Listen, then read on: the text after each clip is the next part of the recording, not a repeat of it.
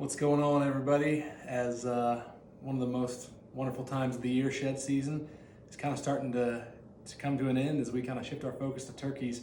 Just wanted to take a second and share a little story about one of my favorite collection of sheds here. This is a buck that actually I had permission to shed hunt the property, did not have permission to hunt it.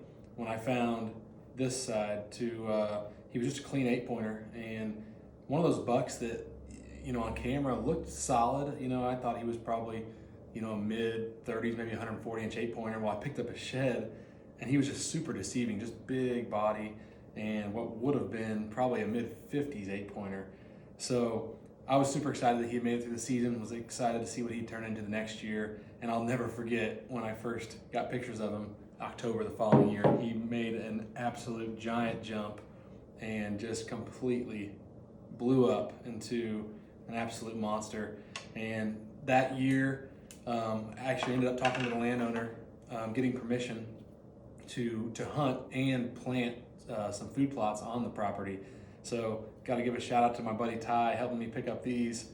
Probably one of the coolest sets of sheds that I have. I mean, just giant and chocolate rack.